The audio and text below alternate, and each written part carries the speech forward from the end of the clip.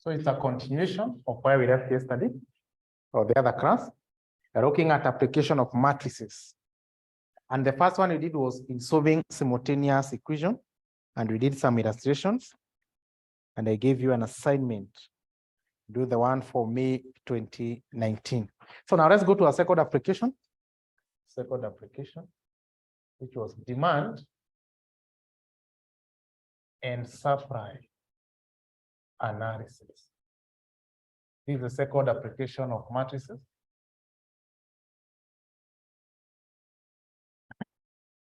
Demand and supply analysis. They want us to do question directly.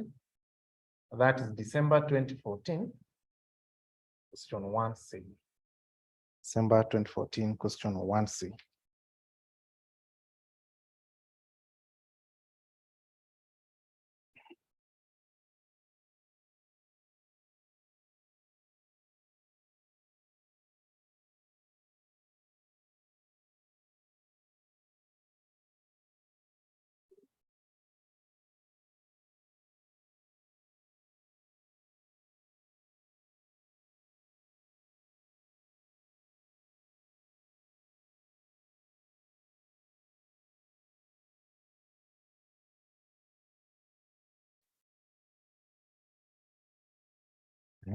And you are told that, let's go through that question, that the demand and the supply function for product A and B are given as follows.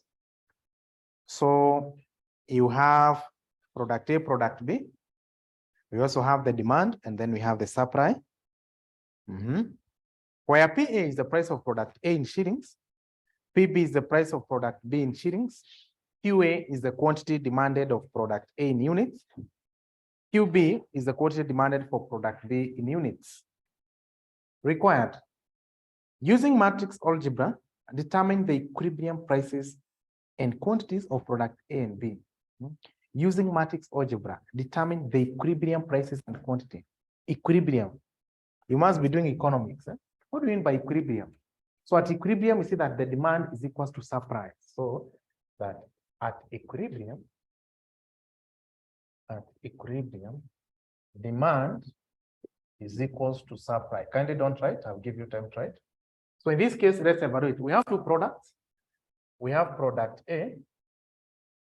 Let's start with the product A. We need to evaluate. We see the question was, you determine the equilibrium prices and quantities for product A and B. Let's start with product A. At equilibrium, we're saying that demand is equal to the supply. For product A, we have the demand, which is 1500 minus 4QA minus 3QB, that's the demand, should be equal to the supply. And you're given the supply function, so you have it's 400 plus 3QA plus QB. Then you bring the right term together. So let's start with QA minus 4QA. Here we have plus 3QA. This positive, you take it to the other side, it will be minus. So it will be minus 4QA minus 3QA. You get minus 7QA minus 3QB. Here we have QB. If you take it to the other side, it becomes a negative. Minus 3QB minus 1QB, you get minus 4QB is equals to, then you take this to the other side. 500, you take it to the other side. So it will be 400, which is positive. You minus 1500, and you get negative 11. Then you can correct equation number 1. Let's do the same for product B. Product B, assuming equilibrium, that the demand, which is 700 minus QA minus 2QB, will be equal to the supply. And the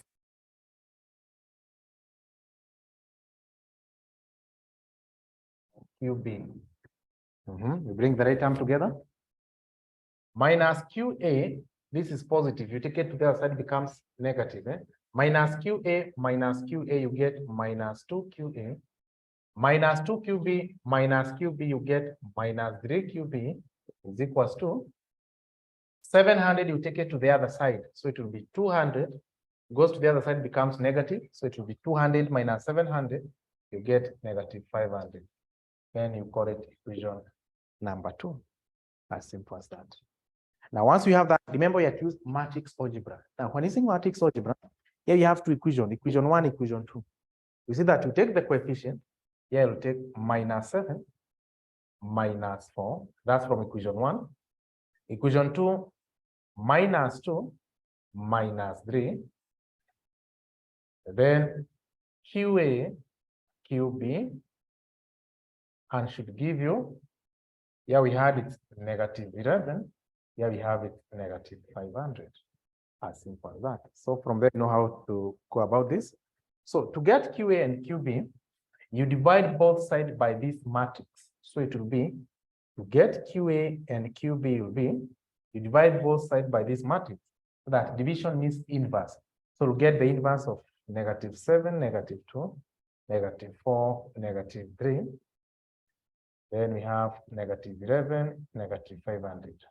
Now this is what we are doing in our last session. So here we get the inverse. See that this is the symbol for the inverse. So QA, QB will be, now let's get the inverse of this. To get the inverse over 2 by 2 matrix, we see that step number 1, you get the determinant. Step number 2, you reciprocate the determinant. Then for the major diagonal element, you interchange. For the minor diagonal, you change the sign. So it will be -7 times -3, you get 21, which is positive. -2 times -4, you get 8, which is positive. 21 minus 8, you get 13. So it will be 1 over 13. The determinant is 13, so you reciprocate. So it's 1 over 13. Then for the major diagonal element, you interchange -3, -7. For the minor diagonal, you change the sign. Now instead of 4, it will be -4, it will be +4. So it will be +2, -11, -500. Now give me QA, QB. This is what you'll do.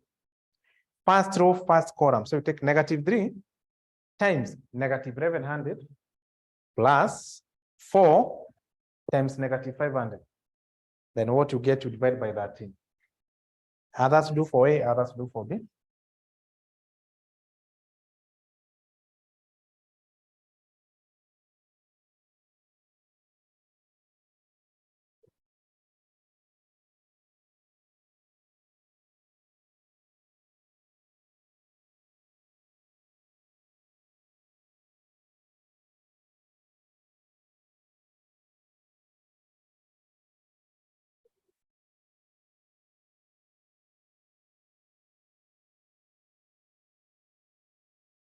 Get 100.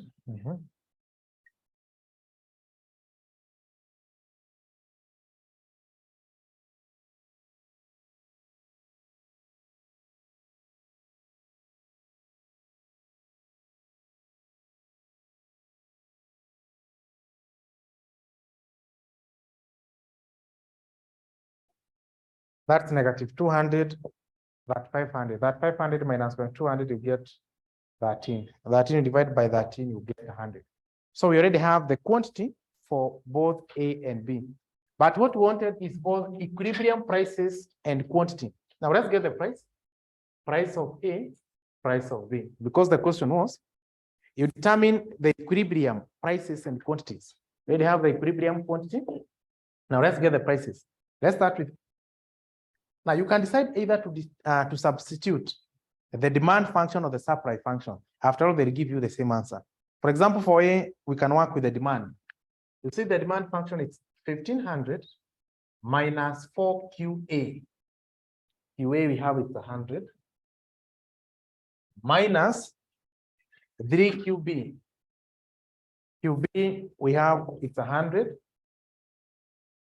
So it will be, this is 4, 7. 15 minus 7, you get 8. If you substitute now using the supply function, you'll still get 8. So you can use any. Let's do for the same for B.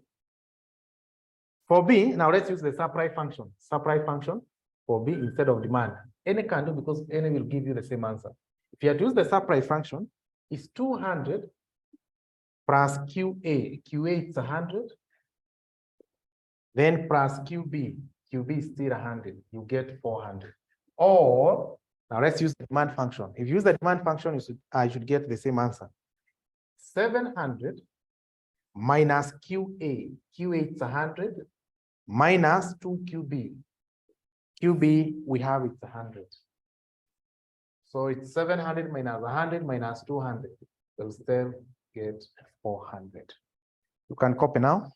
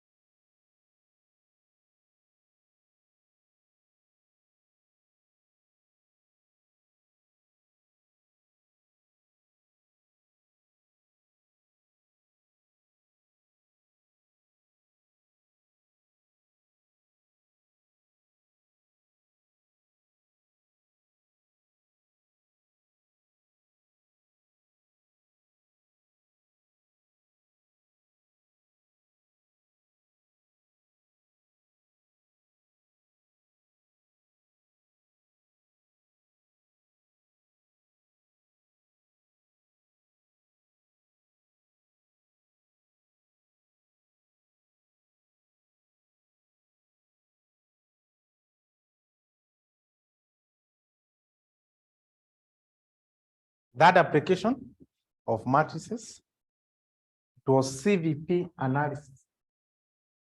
CVP analysis.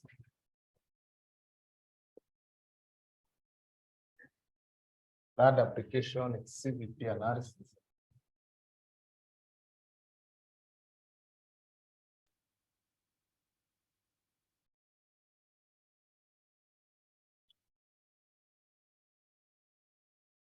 We have to see that. We have to see that. This is the study. This is the study of the relationship. This is the study of the relationship existing between. This is the study of the relationship existing between. This is a study of relationship existing between cost, comma, volume, and profit. The relationship existing between the cost, volume, and profit. Yeah, that's what we call CVP analysis. Good. So I want us to do an illustration. Handout. Just write that. Handout question 4, page 3. Handout question 4. Page 3. Handout question 4, page 3.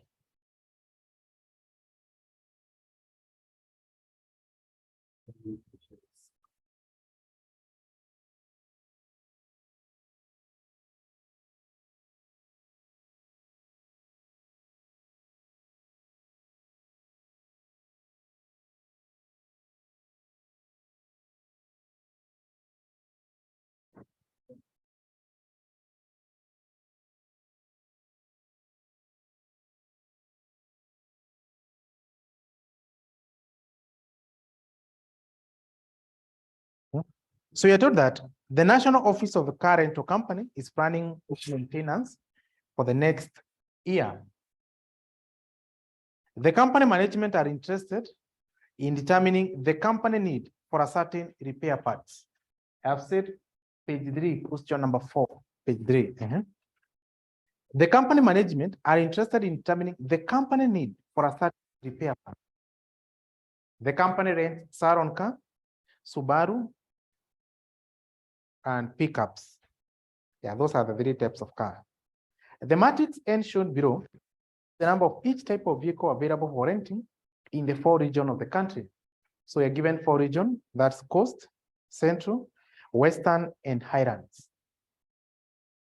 Particular interested because of their cost and frequency of replacement, spark plug, batteries, and tires. On the basis of studies of maintenance record in different parts of the country, the management has determined the average number of repair parts needed per car during the year. These are summarized in matrix R below. When the matrix R represent the spare part requirement for Saron, Subaru, and pickups, and then for the spares required, we have the fan belts, plugs, batteries, and tires. Required. The total demand for each type of car, total demand for each type of car. Now, how many type of car do we have? So, number A is the total demand. So for the total demand, we have 3 types of cars. We have Saron car. We have Subaru, and then we have pickups. For Saron car, we have, you add the total for all the regions. Example for Saron car, coast, the demand is 160, Central 150, Western 100, Highland 120. So the total is 530. Then Subaru will do the same 7, 8, that's 1200. And then pickups 5, 6, 7, 8, 9, 10. We have 1150. Yeah, you can correct it. So that's the total demand for each type of car. Saron, we require 530. Subaru, 1200. And then pickups, we have 1150. So let's call it matrix A. What's the order of matrix A? What's the order of matrix A? So we say that for the order, you start with the number of rows, then the column, we have 3 rows. So this one is a 3 by 1 matrix. Let's go to number 2. Number 2. The total number of each repair required for the fleet. Total number of each repair. So how do you get the total repairs? Total number of repairs. Now, to get the total number of repairs, you're already given the demand of the car or the total number of cars. Then you're already given matrix R, which represent the spare part required for each type of car. So if you're given the number of cars, then you're given the repair required by each car. You multiply the car times the number of repair, you're able to get the total demand. And that's what they want. The total demand for each repair required for the fleet. So we take the number of cars represented by matrix A. So matrix A, which is a 3 by 1, you multiply by the total repairs. Already given matrix R. Who can give me the order of matrix R? So that's a 4 by 3 matrix.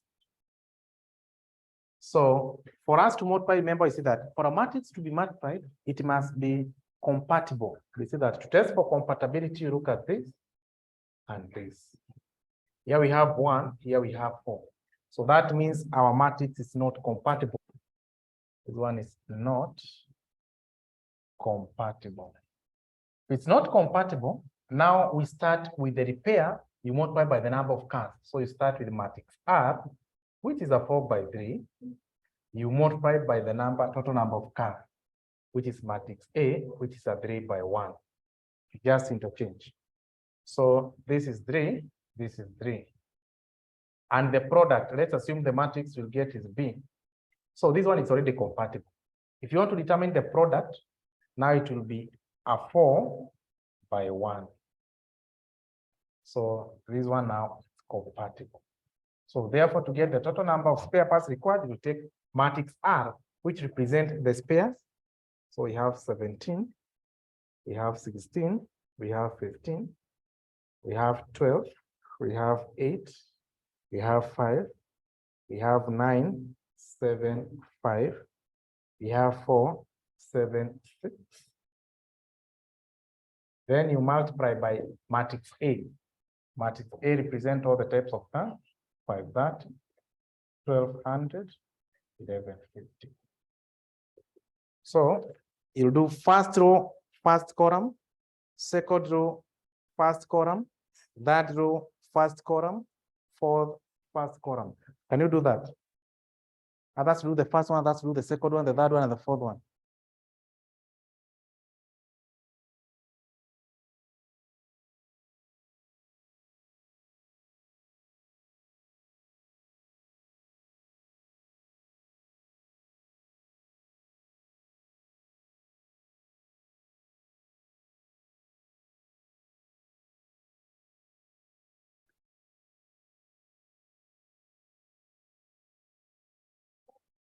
That one? 18? 920, good. Fourth? 17, 420.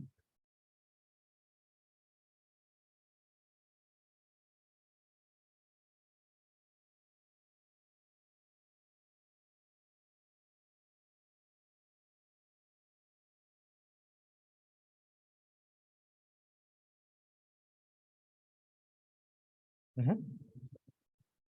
21, 17.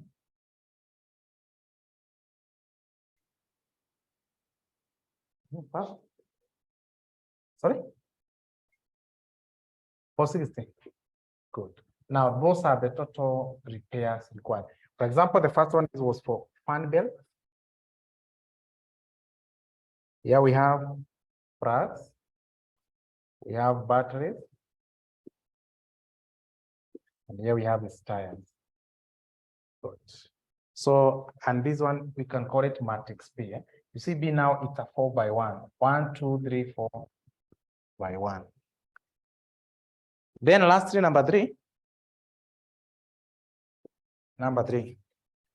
If matrix C below contains the cost per unit in shillings for fan belts, spark plugs, batteries, and tires. Calculate the total cost for the repair. Calculate the total cost of all the repair. So we're given matrix C, which represents the cost for each spare. You see, in this case, we have matrix B, which is a 4x1, which contains all the repairs required. Then you are given matrix C, which represents the cost for each. Now the question is, can you read that the question again? If matrix C below contains the total cost per unit in shillings for fan belts, spark plugs, batteries, and tire, calculate the total cost. So to get the total cost, you'll take the number of spares, which you're given as matrix B, which is a 4x1. You multiply by the cost. For example, take the fan belts, you multiply by its cost. Plugs, the same.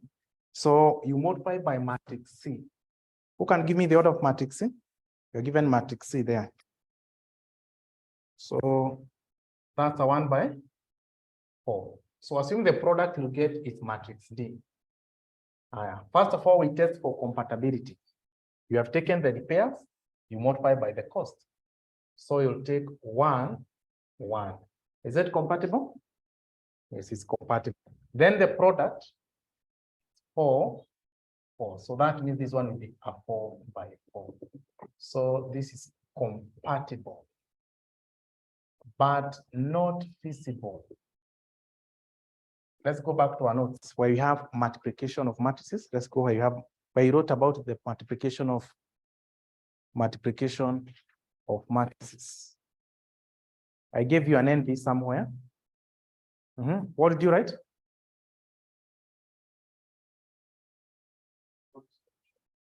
If the matrix involves commercial application, it should be both compatible and feasible. And you said that, what do you mean by feasible? You wrote something in bracket.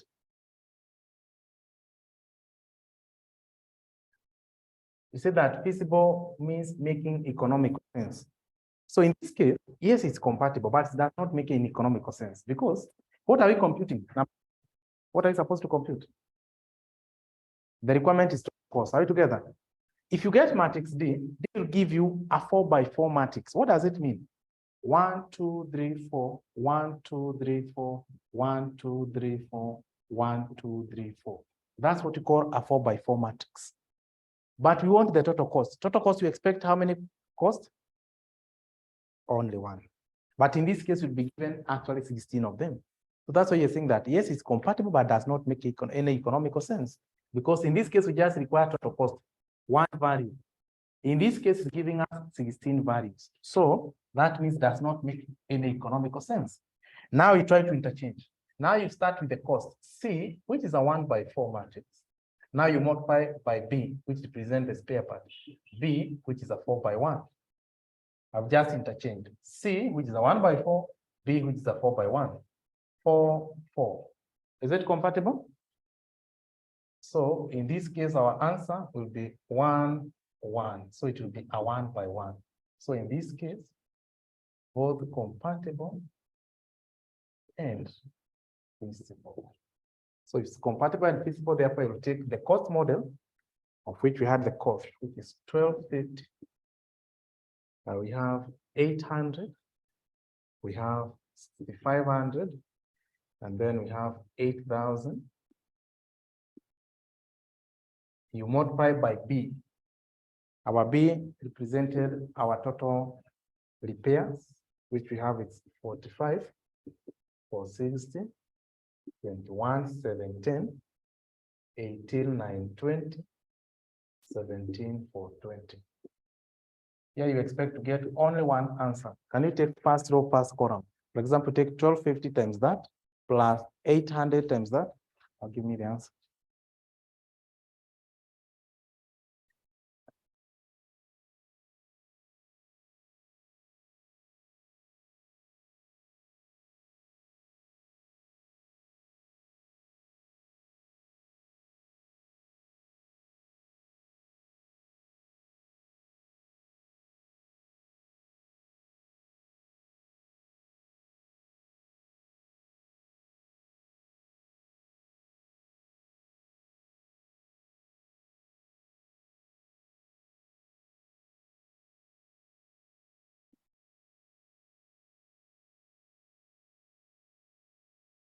What are you getting?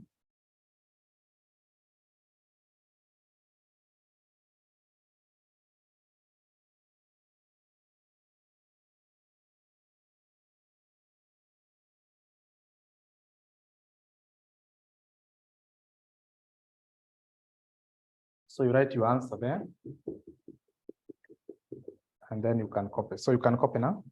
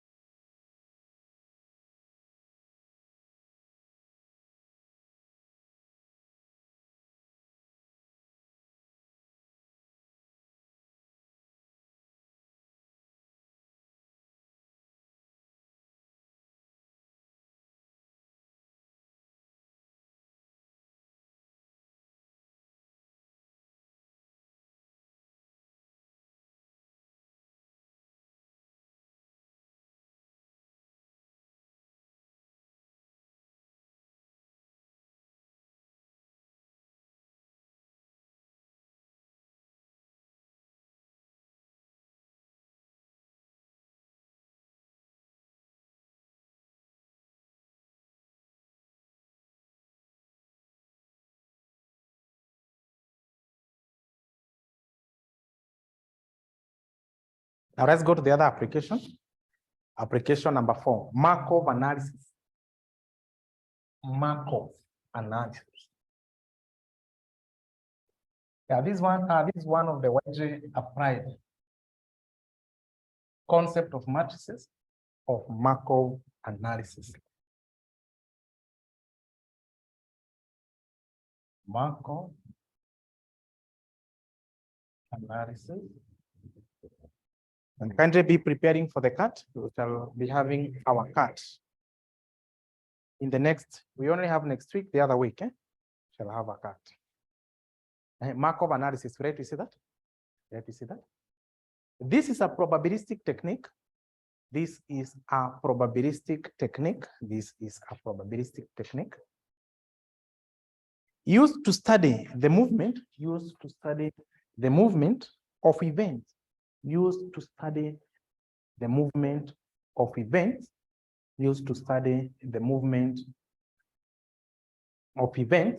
from one state to another, used to study the movement of events from one state to another. I mean this state, not stage. From one state to another, from one state to another. Full stop. It's expressed as follows. So now don't write, now reason. So we think that Markov analysis is a probabilistic technique used to study the movement from one state to another. For example, in this case, we have the current state. Then you multiply by what you call the transition matrix. TM. Now you go to the future state. What does it mean? 2023, you multiply by transition matrix, you go to 2024. Or a CPA, foundation level student or section 2 student, times the transition matrix. Now that's the CASNEP. You go to the other stage, that's the intermediate level. You go to CPA intermediate 1, which is known as section 3. So current state times the transition matrix, you go to another state. And it's expressed as follows.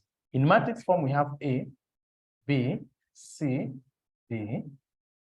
You are moving from one state to another. This one, the horizontal shows, or the rows shows from, and then the vertical or the column shows to.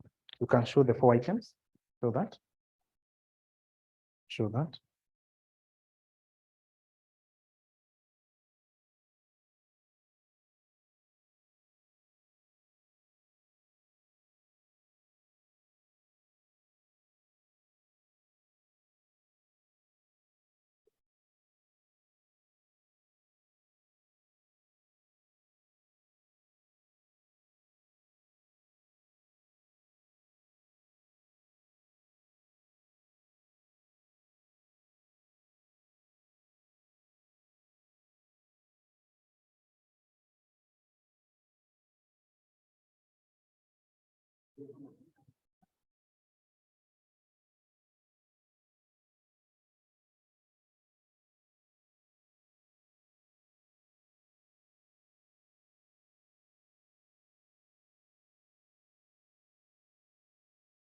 Good. So now let's define transition matrix.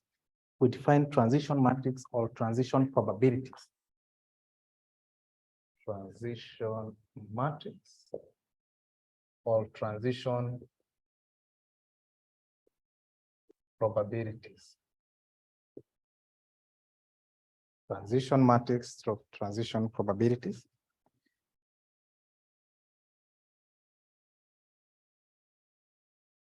Correct to see that? This is the probability. This is the probability of movement from one state to another. This is the probability of movement. This is the probability of movement from one state to another. Probability of movement from one state to another. From one state to another. What are these states? So now let's look at types of states.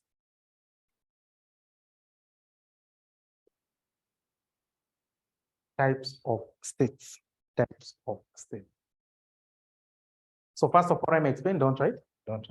And we have 4 types of state. One is what we call the open or recurrent state. Then number two, we have what we call closed state. Then number three, we have what we call absorbing state. And then number four, we have what we call equilibrium or long run state or steady state. Those are the four types of state.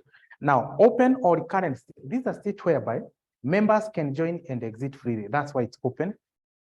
Then number two, we have what we call the closed state. Now, a closed state is a state whereby no new members can join and no member can exit. No new member can join and no member can exit. Then number three, we have absorbing. What do we mean by to absorb? Now, absorbing is whereby new members can join but cannot exit. That's why it's just absorbing. So it's just absorb. That means the members can join but cannot exit. But you'll see that for the closed, no new members can join and no member can exit. So that means that state is full, no new member, and those inside, they cannot exit.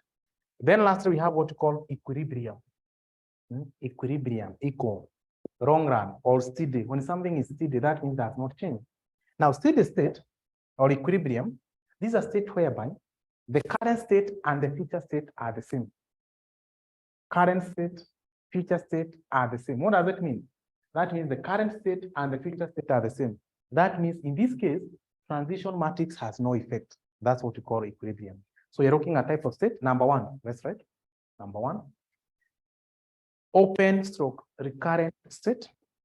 Open stroke recurrent state. Let me say that. This is a state whereby, members can join and exit freely. Members can join and exit freely. Members can join and exit freely.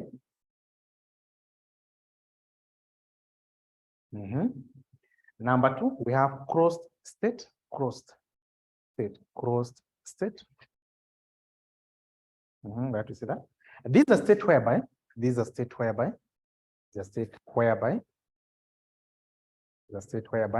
no new member can join, no new member can join, and no member can exit, and no member can exit. No new member can join, and no member can exit. Number three, absorbing state. Have to see that? Is a state whereby members can join but cannot exit. Members can join but cannot exit. Members can join but cannot exit. Members can join, cannot exit. Then lastly, number four, we have equilibrium. Equilibrium stroke long run stroke steady state.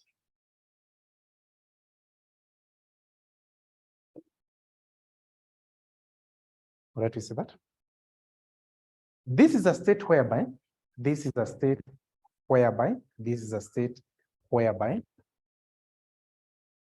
current state and the future state are the same. This is a state whereby the current state and the future state are the same. The current state and the future state are the same. Full stop. This implies that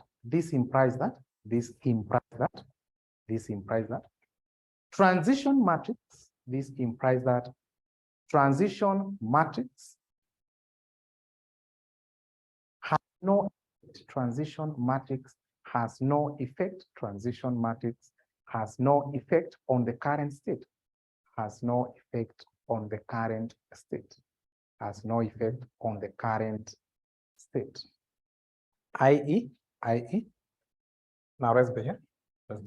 Now we are saying that in this case, the current state will be equal to the future state.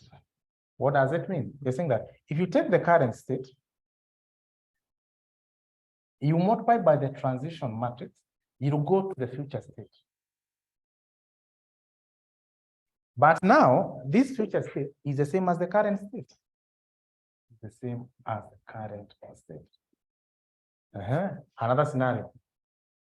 A CPA foundation level student, let's call it section 2, times transition matrix, that's class name. Assume you have not been attending my classes, you don't follow instruction. Also next semester will still be the same, CPA foundation section 2. That's what you call equilibrium. That means the current state and the future state will be the same. A CPA section 2 times transition matrix, even the next semester remain to be section 2. Good. So you can show that. Show that.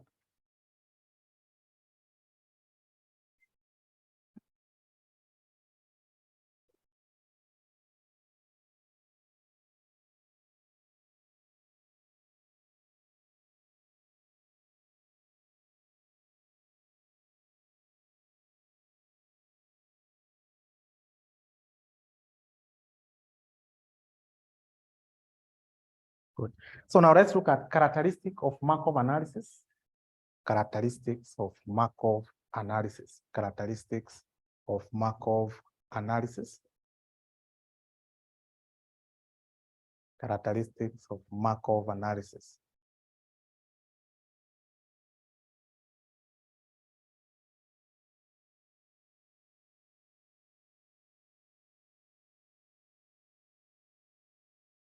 Characteristic of Markov analysis, number one, the summation of row element, the summation of row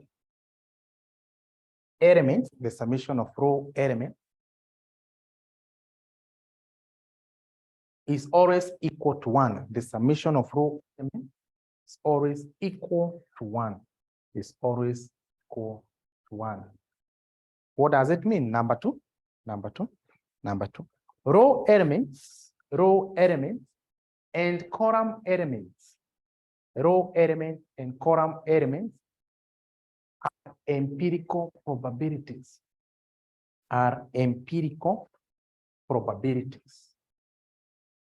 Empirical probabilities. Number three. Rows, I mean these rows. Rows shows the retentions, rows shows retentions, and rows is 2. Retention and rows is 2. Rows shows retentions and rows is 2. Then number 4. Columns shows retentions and gains from. Retentions and gains from. Retention and gains from. Yeah, for you to understand Markov, shows retentions and gains from. Yes. Yeah, rows shows retention and losses too. Column shows retention and gains from. Yeah, you need to understand those. If you want to understand Markov, those are the key 4 characteristics you need to understand. Now, if you have matrix A, B, C, and D. Now let's go back to the characteristic. You'll see that number 1. What have we said as number 1?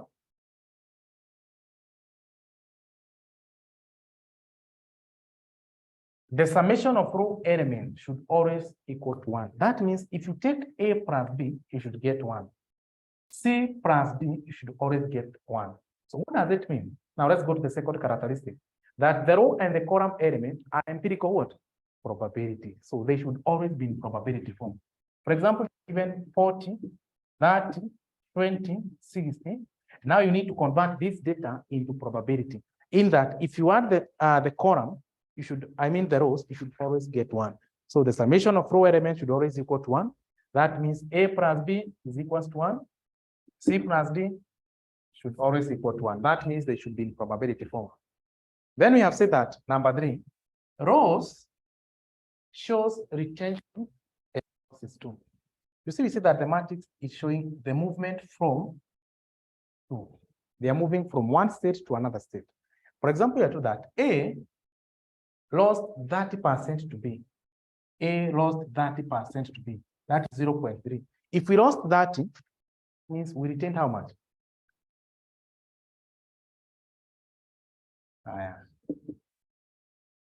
Is it that summation should always equal to 1? If we lost that, that means we retain an amount of 70. Good. Then number 4, you say that columns shows retentions and gains from. Retention and gains from. Those are the sum of the characteristics of Markov analysis. Now let's look at assumptions. Assumptions of Markov analysis. Assumptions of Markov analysis. Assumptions of Markov analysis. Number one, the states are finite and constant. The states are finite. The states are finite and constant. Finite and constant. Number 2, there are no absorbing state. There are no absorbing state. There are no absorbing states.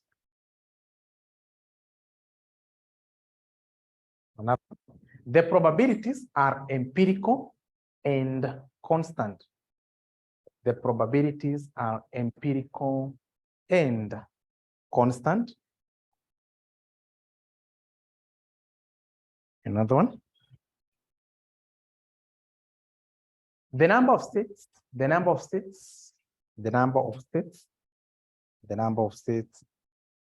are limited and constant. Are limited and constant. Are limited and constant.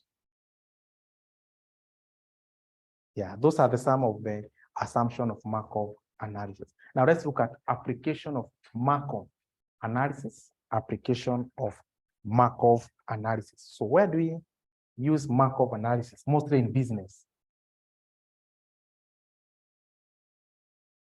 Application of Markov analysis. Number one. In education institution,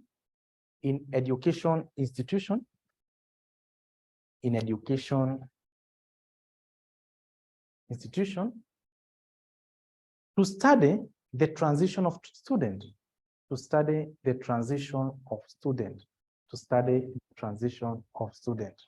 Yeah, how many moved from one level to the other? How many retained, like that? Number two, in financial accounting,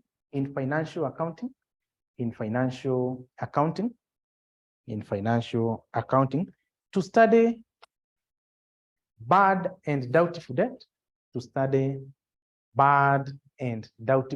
debt,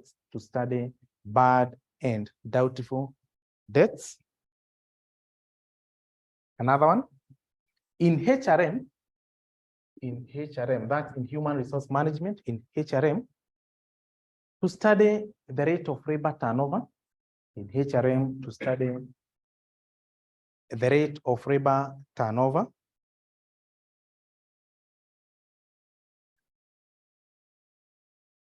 Another one, in financial markets, to forecast prices of items in financial market. Forecast the prices of items, stroke assets, stroke securities. Asset stroke securities. Another one, in marketing and advertisement,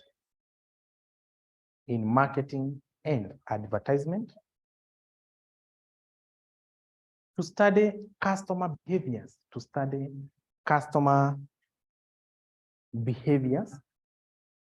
and transition,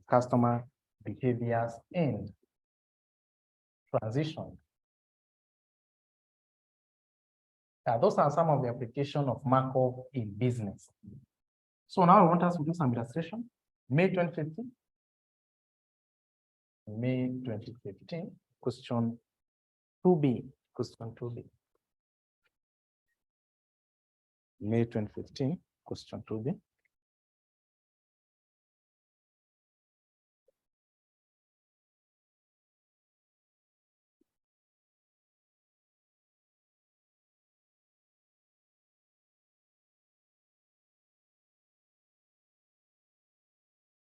May 2015 question 2B.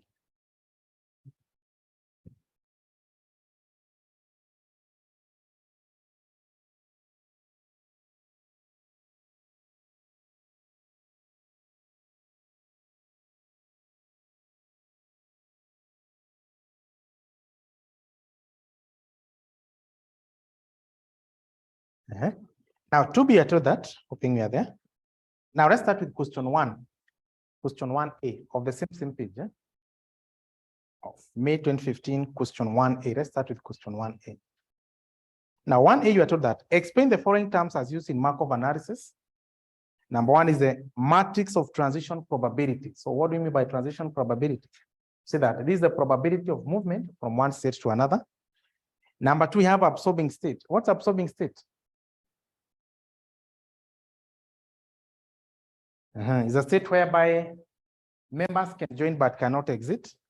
Then we have the recurrent state. This is a state whereby, or is also known as open state, where members can join and exit freely.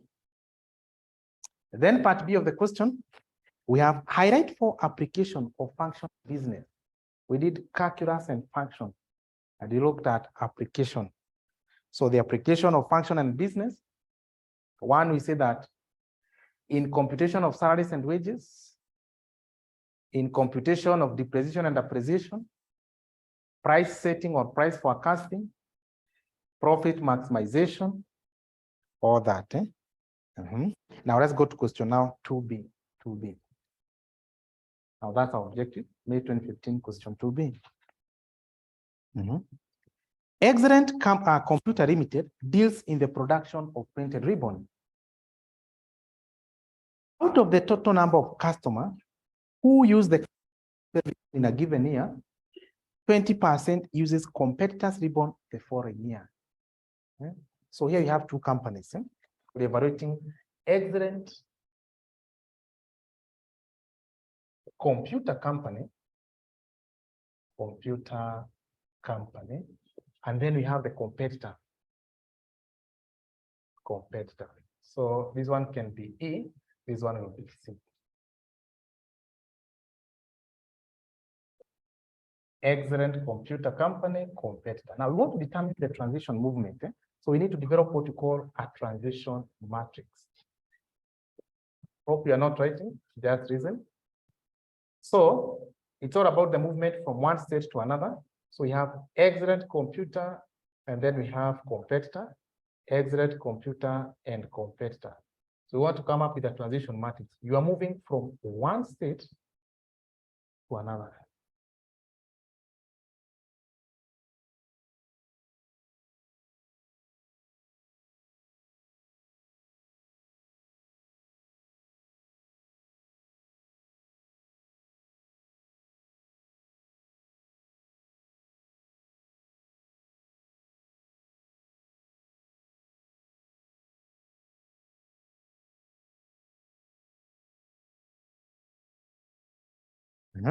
So we want to come up with a transition matrix. You're moving from one state to another.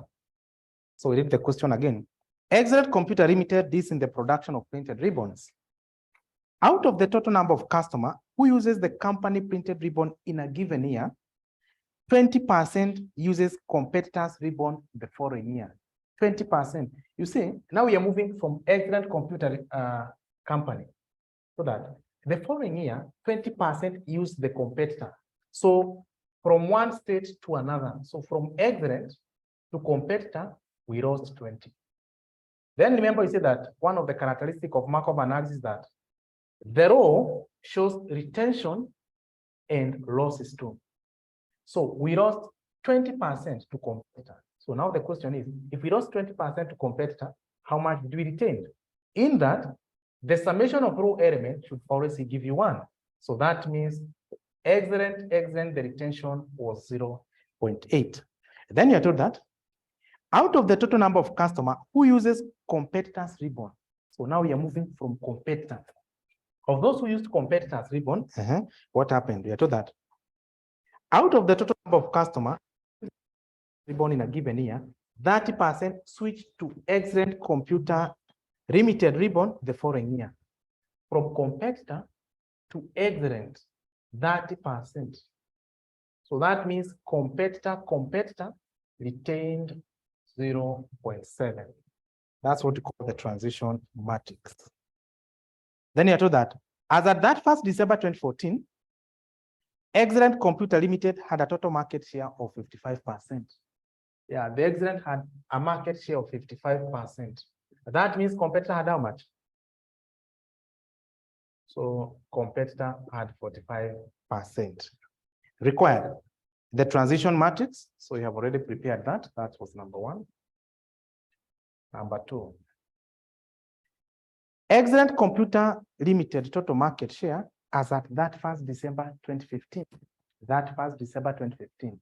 Now this was market share as at 2014. Now you want the market share as at 2015. So how do we get that? We see that the current state, which is 2014, current state, you multiply by the transition matrix, you'll go to the future state, of which in this case, 2014 times the transition matrix, now you get for 2015, which is the one which is required. 2014, we are told that Excellent Computer Limited was controlling 55%. That means the competitor was 45%. So it will be 0.55 and the competitor 0.45. You see that there should be empirical probabilities. That's 2014. You multiply by the transition matrix. We have already developed the transition matrix. 0.8, 0.2, 0.3, 0.7. Now we get for 2015. Give me that. First row, first column. You just need to compute one. Just compute the first one. I'll compute the second one. First row, first column. 0.55 times 0.8 plus 0.45 times 0.3.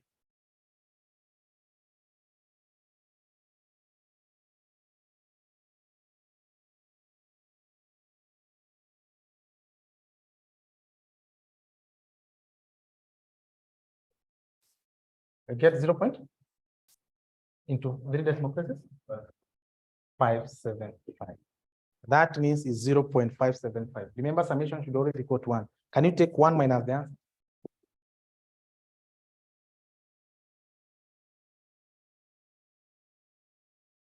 So this is Excellent, this is competitor. So that means as at 2015, Excellent Computer Limited will be controlling 57.5% of the market, and then the competitor will be controlling 42.5%. Number three. Excellent Computer Limited long run market share. Long run. See that long run is also known as what? Also known as steady state, also known as equilibrium. And you see that long run or steady or equilibrium, this is where the current state and the future state are the same. The current state and the future state is the same. That means in this case, we have the current state of which we have two components, Excellent and competitor. If you multiply by the transition matrix, this is what you call the current state. You'll go to the future state, which is the same as the current state, Excellent and competitor. The current state and the future state are the same. Now, how have we determined this? We computed for E, then to get for C, we took 1 minus E. So that means, you know, if you take Excellent competitor, you add the market share of the competitor, you should always get 1 or 100%. So if we had for Excellent, how can we get for competitor? To get for competitor, it will be 1 minus E. I repeat again. If you take Excellent computer market share, you add competitor, you should get 1. So if you're able to get for the Excellent competitor, that means to get for C, the competitor, to take this to the other side, you just make it the subject, it will be 1 minus E. And that's what we did here. You computed this, then to get this, we took 1 minus the answer. So Excellent, to get the competitor, will be equivalent to 1 minus Excellent. If you multiply by the transition matrix, you go to the future state, which is the same as the current state. That is Excellent, 1 minus Excellent. So it will be Excellent, 1 minus Excellent. Then transition matrix does not change. Transition matrix remain to be the same. This was the transition matrix. 0.8, 0.2, 0.3, 0.7. And you should get the same. We're saying that if you take the current state times transition matrix, you will go to the future state, which will be the same as the current state. So it will mean to be E 1 minus E. The current state and the future state are the same. That means in this case, the transition matrix has no effect on the current state. So therefore it will be, if you take the first row times first column, you get E. First row, second column, you get 1 minus E. So now let's work with the easier one. If you take the first row times first column, you get E. So it will be E times 0.8, you get 0.8 E plus 1 minus E times 0.3. So it will be 1 times 0.3, which is 0.3, minus E times 0.3, you get 0.3 E is equals to what? First row, first column, you get E. So it will be equals to E. So now let's bring the item together. 0.8 E minus 0.3 E, you get 0.5 E. This is 1 E, so we take it to the other side. So it's 0.8 E minus 0.3 E, you get 0.5. You minus 1 E, you get negative 0.5 E is equals to 0.3 positive, you take it to the other side, becomes negative, equals to 0.3. So give me E. E will be 3 over 5 is 0.6. That means to get competitor, see that to get C, it's 1 minus E. If it's 0.6, that means E will be 0.4. So that means in long run, if the transition matrix does not change, in long run, E will be controlling 60%, competitor will be controlling 40%. You can copy.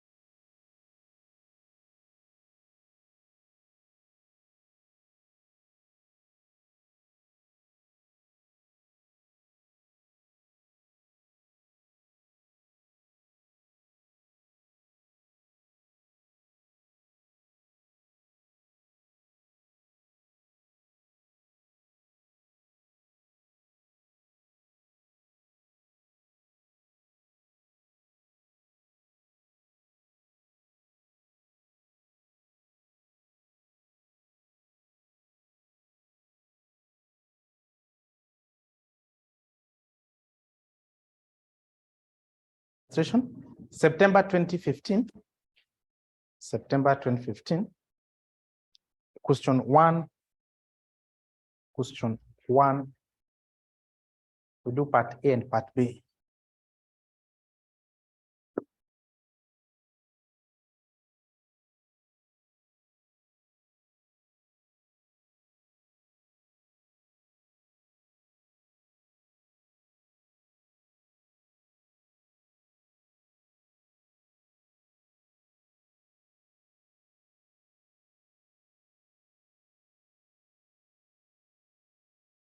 September 2015.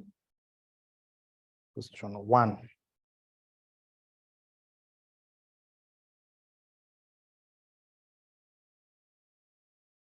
Question 1, you are told that part A.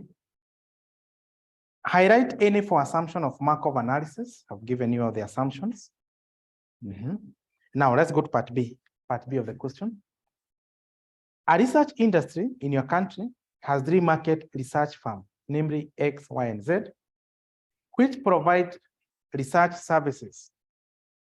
And then you are told that the following data has been collected in relation to the flow of the current among the 3 firms. Now, can you read that question? Read that question again.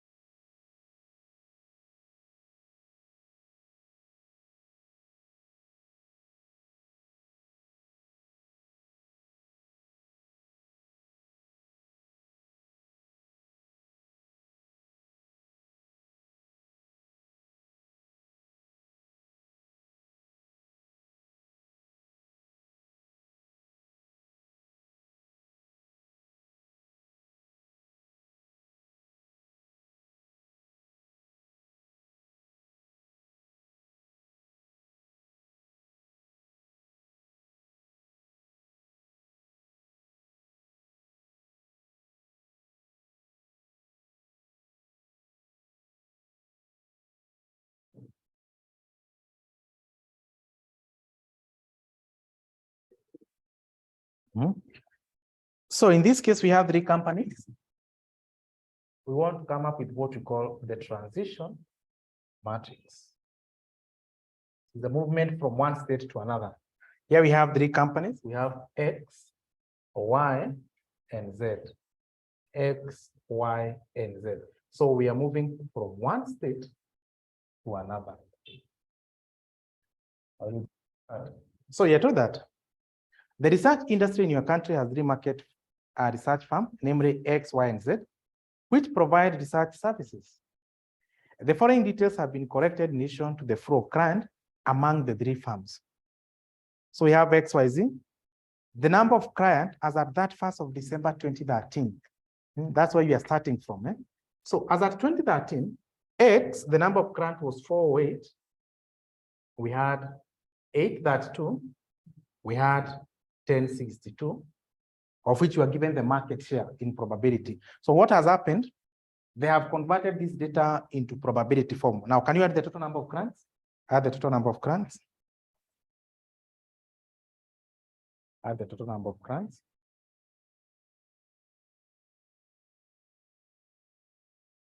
Then, for X, can you take 408 over the total? Take 408 over the total. 408 over the total. What do you get?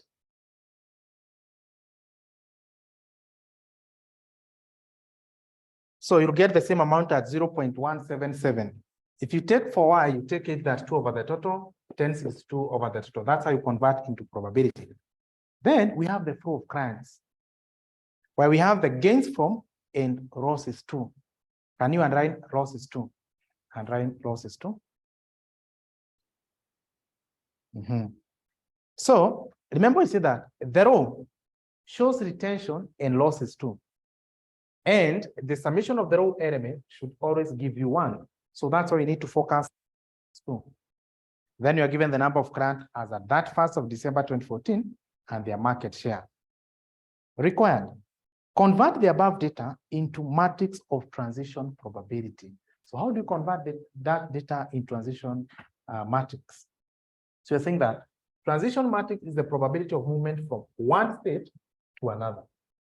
Then you see that the summation of row elements should always give you 1. Then another characteristic is that the row element shows the retention and losses too. Let's go to the losses too. Losses too. We start with x. X to y, it's 30. To z, we have it 18. Then where we have x, it's dash. I repeat again. The row shows retention and losses too. We already given the losses too.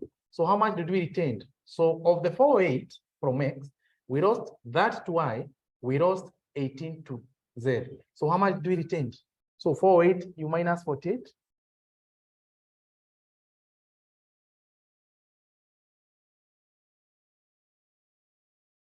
Yes.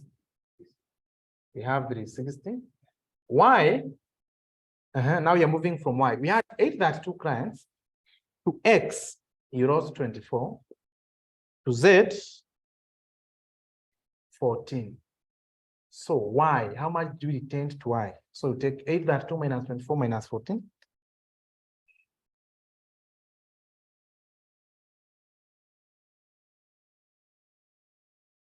7, 94.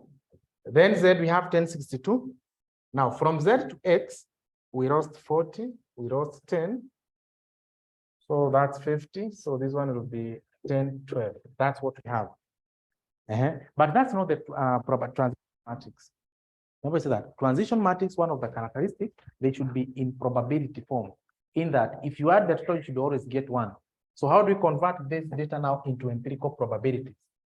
For x, if you add the total, it's 408. So you'll divide by 408, 408, 408.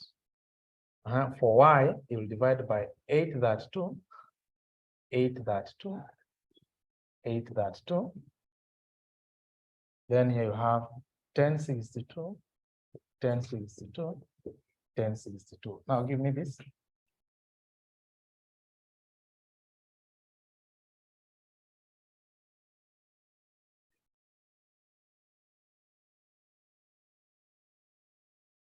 (0.88) that you have a 408. 0.07. So that means the last one will be 0.05. 24 divided by 8, that's 2.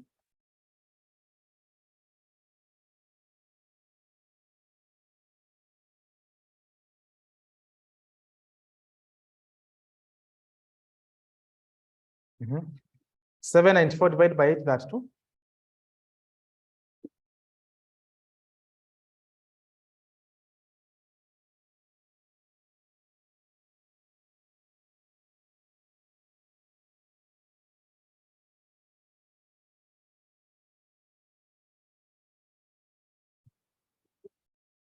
Zero point 09.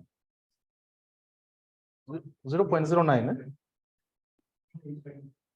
0.95. 0.95.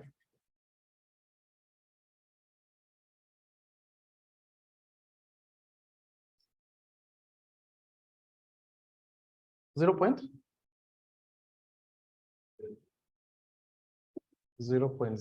This one will be 0.02.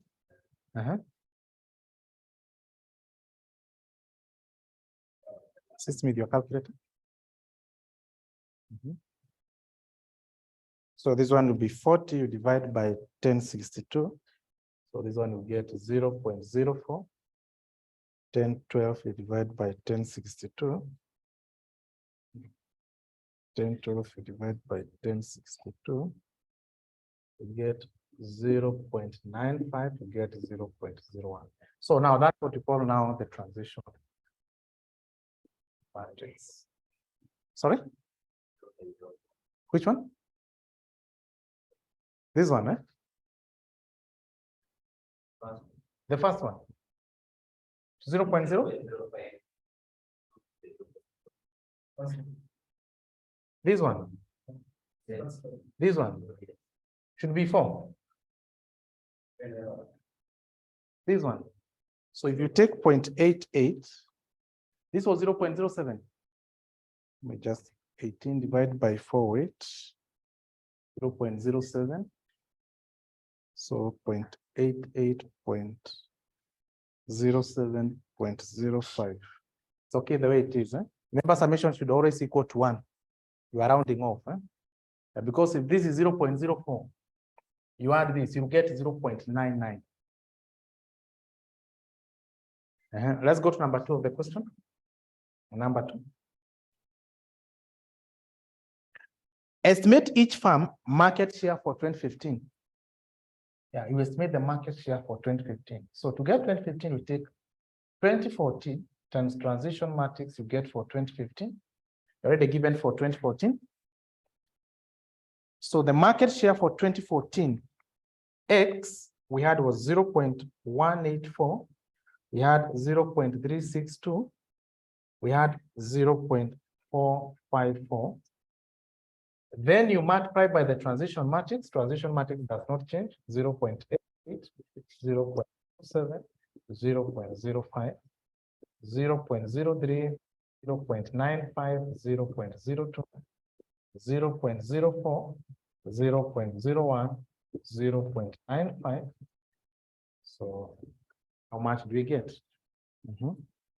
So 0.184, you multiply by 0.88.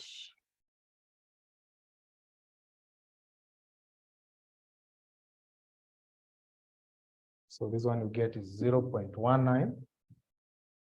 184 you multiply by 0.07, 0.362.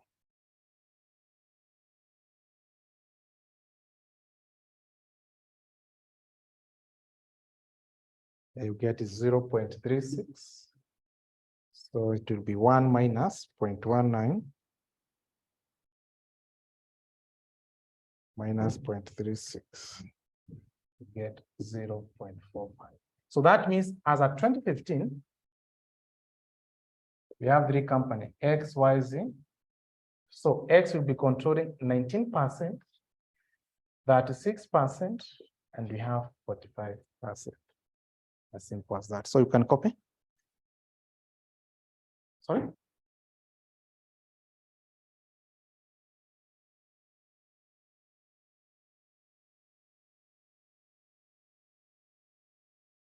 If you are given the gains, can you go where you have the gains? Let's go where you have the gains. If you are given, for example, assuming in this case, you are not given losses too. You are given gains from. You transpose. What does it mean? X, Y, Z. X, Y, Z. Assume you are not given information about losses too. But I say that always use losses too, because losses relate to row.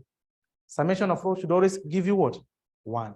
But I didn't say that column should give you 1. Column should not give you 1.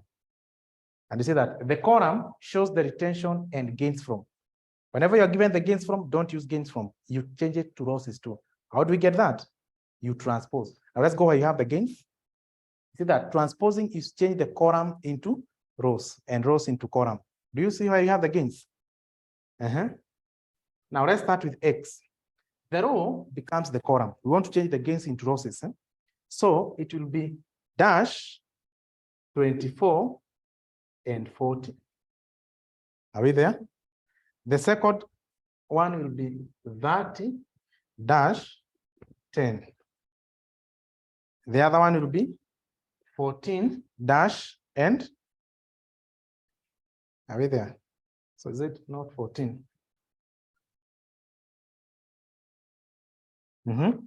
It's 18, 14, and dash. We have transposed the gains from. Now, can you go to the losses too? Is it the same as this?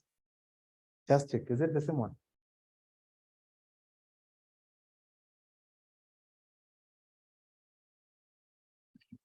So you can copy now.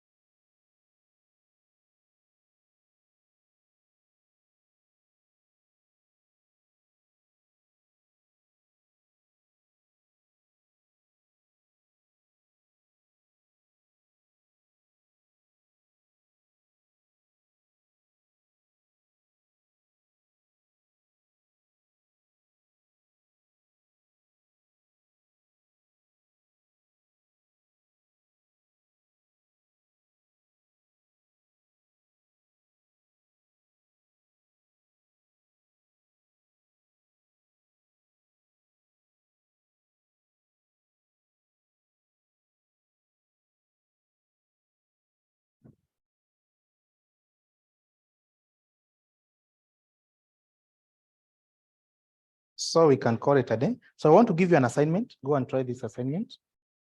And go and try this assignment. Write it somewhere. November 2019, question 4C. November 2019. November 2019, question 4C. Also, November 2018. November 2018, question 2B. November 2018, question 2B. Then I'll share the notes on matrices. Then there was the fifth application, which is relative. It has some theories. So I'll share the notes with you. So you just do, you go and copy the relatives. It's just a 1-page theory. Just copy that. Then illustration, we shall do them when we'll be doing our revisions. Just a simple thing. So I'll share the notes with you. So the last page of those notes, don't copy the rest because we have already copied and already dictated for the other 4 applications. So the last one, that's relative analysis, that's what we just need to copy. Good.